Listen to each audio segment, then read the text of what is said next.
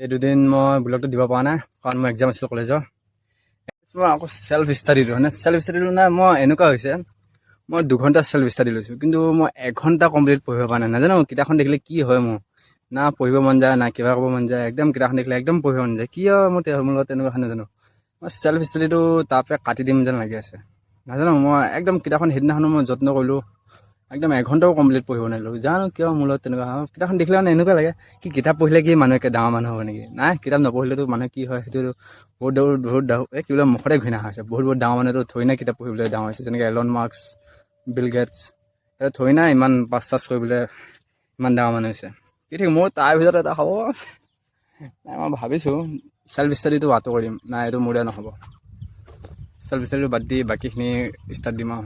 মই একদিন মোৰ এক্সাম চলি আছিল কলেজৰ, তাৰপিছত আকৌ আছে বাৰু কলেজ 4 দিন। মই মানে উঠাই পাই মই ধৰি সোনকালে বস্তুখিনি দিব নোৱাৰোঁ, মানে দেৰি হৈ যায়গৈ মোৰ। কলেজলৈ যাব লগা হয় 9:30 8টামানৰ পৰা ওলাব লাগে।